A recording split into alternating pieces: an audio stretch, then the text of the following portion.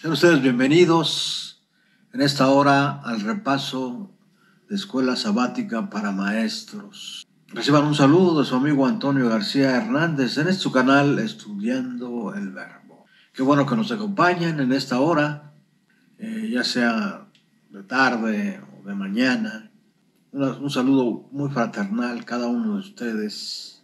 Y quiero invitarles para que juntos podamos repasar esta lección del libro de Efesios, titulada El llamado a estar firmes. Esta lección es para el 16 de septiembre del año 2023 y es la lección número 12, así que les invito cordialmente, ¿sí? Y les agradezco a todos aquellos que nos están acompañando en este estudio de la palabra de Dios. Vamos a iniciar como siempre de la mano, ¿sí?, de nuestro Padre Eterno. Vamos a pedirle en oración que nos ayude, ¿sí?, en este repaso de lección. Bendito sea nuestro Padre que estás en los cielos, te alabamos, te glorificamos, oh Señor, porque solamente tú mereces suprema alabanza, y te pedimos, Padre Eterno, en esta hora por aquellos que nos han de escuchar y los que nos están escuchando en este repaso de lección para maestros, muy interesante, y sin duda va a ser también para nosotros, todos los que participemos en esta hora, una gran bendición. Gracias, Padre Eterno, habilítanos con poder en esta hora para que podamos, Señor, con seguridad abrir tu palabra y podamos discernir cada una de las cosas que tú has escrito en ella. Gracias, Padre Eterno, porque en Cristo Jesús te lo suplicamos humildemente. Amén. Amén. El llamado a estar firmes. Y, como siempre, vamos a la parte número 1, a la visión general de la lección, en donde se encuentra la cita central. Quiero invitarles para que vayamos a la palabra de Dios, al libro de Libros, o la epístola del apóstol Pablo a los Efesios, capítulo 6, versículos. ¿Qué dice la palabra de Dios? Por lo demás, hermanos míos, fortaleceos en el Señor y en el poder de su fuerza, vestidos de toda armadura de Dios, para que podáis estar firmes contra las acechanzas del diablo. Para que podamos estar firmes contra las acechanzas del diablo. Otras versiones dicen artimañas del diablo, ¿verdad? El enfoque de nuestro estudio se encuentra en citas que recomiendo leer: Efesios del 6 al 10 al 20, Deuteronomio 22, Romanos 13, 11 al 14 y Primera de Tesalonicenses 5, del 6 al 8, por último Primera de Corintios 15, 23 al 24. Como este es un repaso, no vamos a leer estas. Sin embargo, quiero invitarles para que ustedes las lean ahí en su casa, las repasen y mediten en ellas. Efesios 6, del 10 al 20, Deuteronomio del 20, capítulo 20, versículo 2, Romanos 13, del 11 al 14, Primera de Tesalonicenses 5, del 6 al 8, y Primera de Corintios 15, versículos 23 y 24.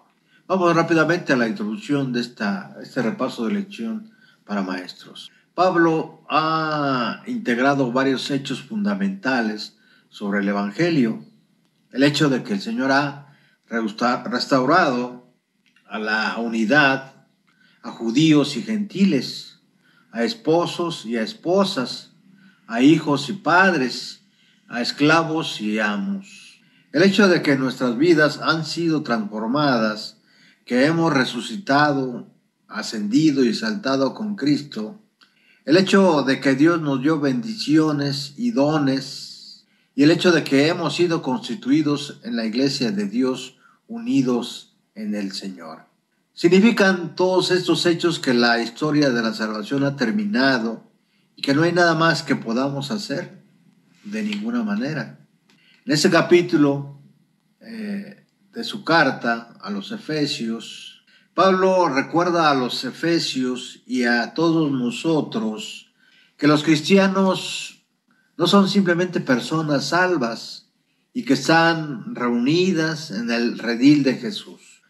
Por el contrario, Pablo insiste en que cada vez que los cristianos se unen al reino del Señor, toman parte en su defensa y promoción. Son soldados del reino, pero no son soldados en el sentido en que son los soldados del Imperio Romano. Tampoco son milicias rebeldes militarizadas. Su enemigo es espiritual y también lo son sus armaduras y armas. Es una batalla cósmica iniciada en los lugares celestiales por el diablo y otras fuerzas mundiales de esta oscuridad, las fuerzas espirituales contra el trono de Dios, como dice Efesios, versículos 11 y 12. Versículos 11 y 12. Dice, vestidos de toda armadura, para que podáis estar firmes contra las acechanzas del diablo. En otras versiones, como dijimos, dice artimañas. Porque no tenemos lucha contra sangre y carne, sino contra principados, contra potestades, contra los gobernadores de las tinieblas de este siglo, contra huestes espirituales de maldad en las regiones celestes. Vale la pena comentar, ¿sí? Ahí lo que dice en el versículo 12, acerca de que nuestra lucha no es contra carne ni sangre, sino contra potestades, contra gobernadores de las tinieblas de este siglo, es decir, contra demonios, ¿verdad? No quiere decir que solamente nos debemos preocupar por los demonios, sino también, aunque no lo dice abiertamente Pablo, utilizan siempre instrumentos humanos, sus fechorías. Debemos estar alertas, no solamente de las acechanzas o las artimañas de Satanás, sino también de aquellos instrumentos humanos que utiliza Satanás, porque en toda la época ha habido hombres y mujeres impíos, ¿verdad? Que son utilizados por el enemigo de las almas. La fuente del poder y la fuerza de los cristianos no reside en sus propios músculos, armaduras, armas, habilidades de batallas y estrategias. Su única fuente de poder está, como siempre, en el Señor, en Cristo Jesús. Luchan como su Señor luchó, aplastando el mal y los poderes mundanos con el poder del amor y la justicia que viene de la cruz. Pero la cruz no es de ellos, es de Jesús, es del Señor. Fue el Señor quien obtuvo la victoria sobre los poderes del mal en la cruz. Fue Jesús quien resucitó y ascendió a los lugares celestiales. Y en virtud de esta victoria que el Señor Jesús da a su iglesia, su resurrección, su vida, de acuerdo a lo que dice Efesios 1, sus dones, como está escrito ahí en el capítulo 4 de Efesios, y ahora su armadura, Efesios 6, los cristianos luchan vestidos con la armadura de Cristo por una batalla que Él ya ha ganado. Sí, en Cristo somos más que vencedores. ¿Cuáles son los temas principales de esta lección? Al unirse a la iglesia, el cristiano se involucra automáticamente en una batalla espiritual de proporciones cósmicas. Número 2, pero el cristiano no necesita preocuparse porque su fuerza y armadura provienen de Cristo Jesús. Todo lo que un cristiano debe hacer es mantenerse firme. Más adelante vamos a ver posible mantenerse o no, ¿verdad? Vamos a la parte número 2 de esta lección, que es el comentario, tomando el lado victorioso. Cuando Pablo dice finalmente, ahí en Efesios 6:10, no quiere decir que está disminuyendo la intensidad y la descripción elevada de su visión en la vida cristiana. Vamos a leer el versículo 10, que dice la palabra de Dios. Por lo demás, hermanos míos, fortaleceos. ¿Cómo podemos fortalecernos en el Señor? Bueno, pues mediante la oración, pedirle al Señor que nos ayude. Dice, y en el poder de su fuerza. ¿Es poderoso Cristo Jesús? Sí, es muy poderoso, muy poderoso.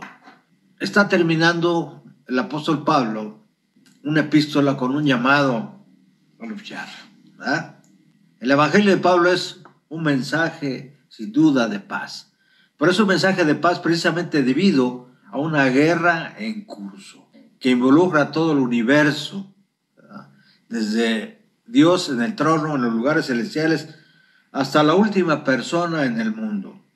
El Evangelio de Pablo es un mensaje de paz porque Dios ha obtenido la victoria en esta guerra. La guerra continúa para cada uno de nosotros a medida que vamos tomando partido. Los verdaderos cristianos son aquellos que se ponen de lado, es decir, se ponen de su lado ante Dios. Esta alianza llevará la batalla a su puerta. Pero los cristianos no necesitan tener miedo, por el contrario, sabiendo que han tomado el lado correcto y ganador de la guerra, necesitamos entender que no se les deja o no nos deja solo Dios y que hemos sido empoderados y provistos de todo el equipo de guerra que necesitamos para salir victoriosos. Lo único que se necesita es que tomemos una posición. Tan importante es que en Efesios 6 el apóstol Pablo repite 3 veces su llamado a los cristianos a defender a Dios. Vamos a rápidamente a los versículos 11, 13 y 14. 11, 13 y 14. Dice, vestíos de toda armadura, para que podáis estar firmes contra las acechanzas. Esto de la armadura es una figura que el apóstol Pablo emplea. Quizás destacan el conocimiento que tenía de la armadura utilizada por los soldados romanos, pues él mismo tuvo estuvo varios años encadenado a uno de ellos. La armadura es de Dios, pues es Él quien proporciona cada parte que la compone. Se nos pide que nos vistamos con ella y luchemos valientemente en la batalla en que preparó la armadura garantiza. Seríamos incapaces de permanecer firmes con cualquier otra armadura, ¿sí?, que no fuera la del Señor, ¿verdad? Ahora, versículo 12, ¿sí?, porque no tenemos lucha contra sangre. Nuevamente enfatizo en esto. Pablo no quiso decir que la sangre y carne, que los cristianos no se enfrentarían a enemigos humanos, pues la iglesia siempre ha sufrido a manos de hombres impíos, como ya dijimos, y se afirma que la lucha es contra espíritus y poderes muy superiores a los hombres en inteligencia y en pervertida astucia. Las fuerzas satánicas que están preparadas en un orden de batalla y en rebelión abierta contra Dios y sus hijos, ¿verdad? El conflicto entre Cristo y Satanás no es de dimensiones locales o terrenales, sino que es una significación cósmica, abarca todo el universo de Dios. Versículo 13, por lo tanto, dice Pablo, tomad todas las armaduras para que podáis resistir en el día malo y habiendo acabado todo, estar firmes, ¿verdad? No vamos a entrar en el análisis de cada versículo, pues nos llevaría mucho tiempo, ¿verdad? Sin embargo, es importante en qué consisten de lo que Pablo llama la armadura de Dios. Es importante que nosotros podamos y también considerar que tenemos que fortalecernos en el Señor, en su poder y fuerza. Vamos a considerar un ejemplo claro de lucha, ¿verdad? Desde 1483 a 1546. Pero en 1521 se había convertido en la voz principal de la Reforma. Estudiando las Escrituras en sus idiomas originales, el monje agustino, que se convirtió en profesor de teología bíblica en la Universidad de Wittenberg, llegó a dos conclusiones principales, ambas impuestas por la teología de Pablo: que la justificación del pecador está basada en la gracia de Dios y aceptada por el pecador por fe. Esa idea se tradujo en los principios de la Reforma Protestante, de la sola gratia y la sola fide, es decir, de la sola gracia y la sola fe. Segundo, que las Escrituras constituyen la revelación autosuficiente de Dios y que la Biblia, no el concilio de la Iglesia o el Papa, regla de fe y autoridad en la Iglesia. Sola Escritura de la Reforma. Mientras estas ideas se perfilaban cada wez más en la mente de Lutero, la venta de indulgencias de Johann Tetzel, cerca de Wittenberg, inspiró a Lutero a levantarse contra la corrupción flagrante en la Iglesia, publicando sus famosas 95 tesis el 31 de octubre de 1517. En lugar de presenciar una ola de profunda reforma en la Iglesia, Lutero se enfrentó a un tsunami de ataques destinados a romperlo y a silenciarlo. En el momento de la Dieta de Habsburgo de 1518, Lutero ya consideraba las Escrituras como la única base por la fe, la moralidad y la teología. Sin embargo, atrapado entre la creciente popularidad en Alemania y la alta presión del papado, Lutero acordó en 1519 no publicar sus puntos de vista si sus oponentes se abstenían de atacarlo. Cabe mencionar que mientras esto sucedía en nuestro país, había igualmente una lucha, ¿sí? Una lucha entre españoles y nativos de nuestro país, en este caso, ¿verdad? Mientras ya había avanzado o iniciado la Reforma Protestante, nosotros todavía estábamos muy ignorantes en ese tiempo con respecto, ¿sí?, al Evangelio de Cristo. En 1521 fuimos conquistados por los españoles, quienes trajeron frailes, quienes impusieron la religión católica aquí en México y que hasta la fecha, ¿sí?, ha prevalecido en la mayoría de gente de nuestro país. Pero continuemos. Pero cuando en 1520 fue atacado repentinamente, Lutero decidió dejar que sus llamados a una reforma profunda de la Iglesia se hicieran completamente públicos. Como resultado, Lutero publicó una serie de panfletos. En estos folletos, el reformador usó las Escrituras para desacreditar, ¿verdad? Número uno, la afirmación papal de la autoridad absoluta sobre la Iglesia y el mundo a través de su jerarquía. Número dos, la afirmación de la Iglesia de controlar la gracia de Dios a través de sus sacramentos y sacerdocio. En cambio, Lutero propuso que la Iglesia necesitaba regresar al principio del sacerdocio y de todos los creyentes que tienen acceso directo a Dios y su gracia a través de su fe. La Iglesia de Roma respondió a través de la bula de 1520 del Papa León X, Exsurge Domine, en el que el Papa identificó 41 supuestos errores teológicos en los escritos de Lutero. Lutero fue excomulgado en el mismo año y se ordenó quemar sus libros. Lutero respondió de la misma manera. Cuando la bula papal llegó a su lugar en diciembre de 1520, la quemó públicamente. La tensa situación se convirtió en una guerra abierta. Carlos V, el nuevo emperador, intentó poner orden en su dominio convocando a Lutero a la dieta en la primavera de 1521. Abro nuevamente el paréntesis. En ese año, sí, fuimos conquistados por los españoles, quienes impusieron a través de frailes, no recuerdo si son franciscanos, cómo esto avanzó, ¿sí?, hacia, no se conocía, ¿sí?, del viejo mundo, en el viejo mundo, ¿sí?, toda América, ¿verdad? Continuamos con esta nota acerca del reformador Martín Lutero, ¿verdad?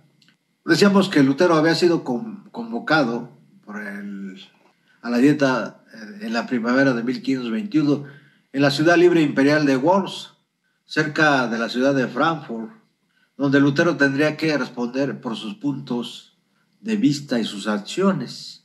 El reformador debía viajar y asistir a la Dieta bajo la protección de Federico de Sajonia, el fundador de la Universidad de Wittenberg y defensor de Lutero. Lutero estaba muy motivado para luchar por Dios, como se ilustra en su exclamación antes de viajar a Worms.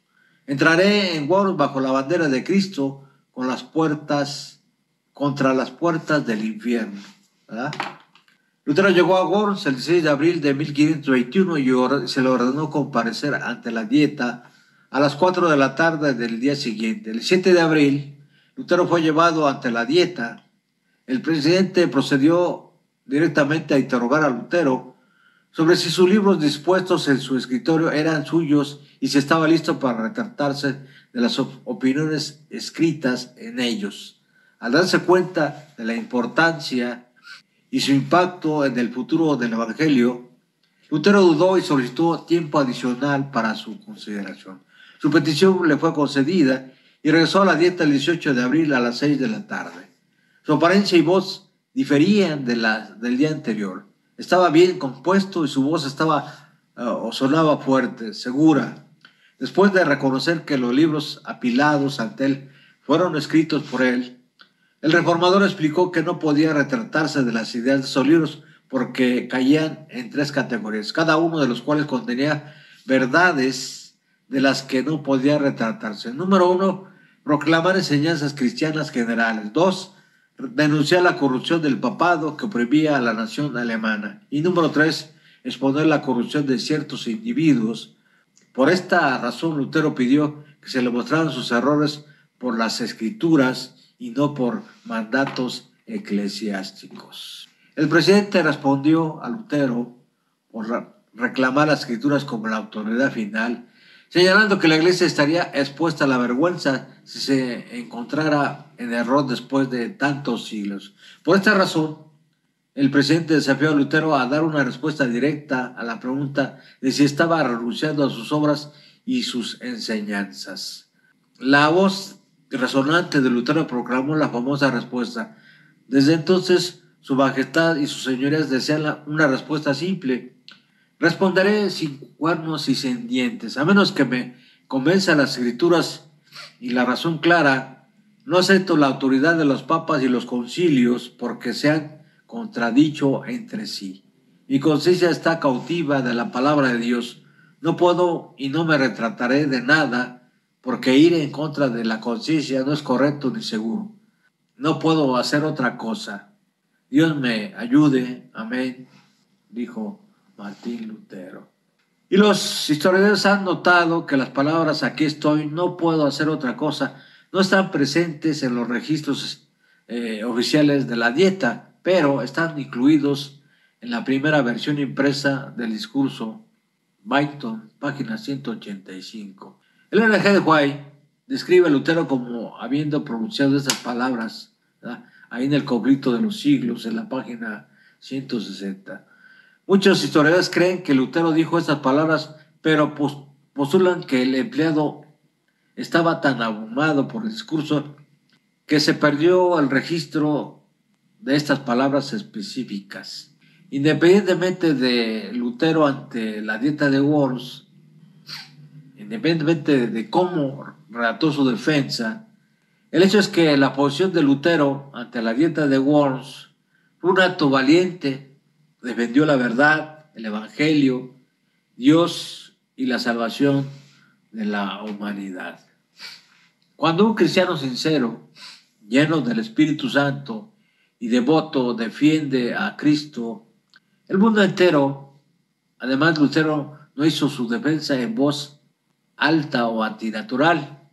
Él tomó su posición, no habló basado en su propio poder o esquemas. Fue a Worms como alguien ya condenado a muerte, pero Lutero habló como soldado de Cristo, cubierto con la armadura de Dios.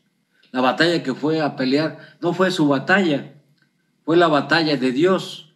Todo lo que necesitaba decir era "aquí estoy", y Dios cambió el curso de la gran controversia para siempre. A la aplicación, a la parte de repaso, estimados amigos y hermanos, que es la aplicación a la vida. Estimado maestro, pida a sus alumnos que mediten personalmente en la siguiente serie de preguntas mientras la lee en voz alta en clase. Mientras Pablo llama a permanecer fuertes en Cristo, tropezamos y caemos. Recuerda cuántas veces has caído en el campo de batalla espiritual. Y aunque es posible que se haya caído muchas veces o nos hemos caído muchas veces, prepare una breve lista de las principales caídas. Analiza las razones de estas caídas. ¿Qué pieza o piezas de tu armadura cristiana no desplegaste o usaste correctamente? ¿Qué piezas o pieza de armadura no usaste a tiempo que podrían haberte ayudado a mantenerte firme? ¿Contribuido a estos fracasos espirituales?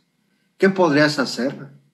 Para remediar la situación y ponerse de pie de nuevo, detén tu espiritualidad y sigue adelante en la batalla junto a tu familia y junto a nuestros hermanos y hermanas de nuestra comunidad. Pida a un voluntario o dos compartir la respuesta a la última pregunta con la clase. Recuerda el aliento de Dios para sus soldados. El justo cae 7 veces y resucita. Proverbios 24:16.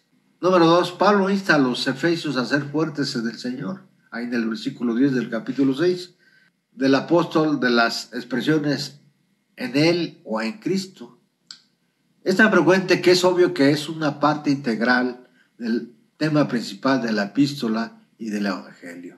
A la luz de estos versículos, ¿verdad? Efesios 1:1, 3, 4, 7, 9 al 11, 13 y 20, Efesios 2, del 6 al 8, 13, 15, 21 y 22, Efesios 3, 6, 11 y 21, y Efesios 4, 21.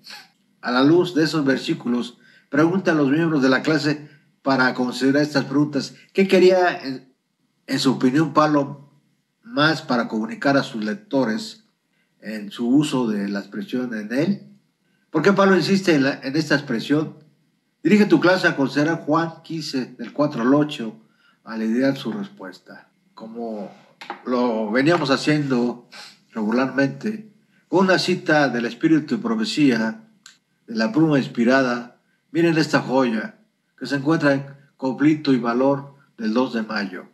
Todos los que quieran ser soldados de la cruz de Cristo deben cubrirse con la armadura y prepararse para el conflicto. No debieran intimidarse por las amenazas o aterrorizarse por los peligros. Deben ser cautelosos en el peligro y, sin embargo, firmes y valientes al enfrentar al adversario y presentar batallas por Dios. Su recompensa final será compartir con Cristo el trono de gloria inmortal, ¿verdad? Presentar la batalla por Dios, así como lo hizo Martín Lutero frente a la dieta de Worms, al concilio de Worms. Hemos llegado al final de este repaso de lección de escuela sabática para maestros. Antes de despedirnos, queremos agradecer como siempre su presencia por conocer más de la palabra de Dios. Les invitamos para que nos acompañen la siguiente lección, que es la última de este trimestre. Gracias por todo. Un abrazo. Recuerden que pueden suscribirse a nuestro canal Estudiando el Verbo. Es completamente gratis. Y no olviden también dar manita arriba para que más jóvenes, más hermanos conozcan más acerca de la palabra de Dios.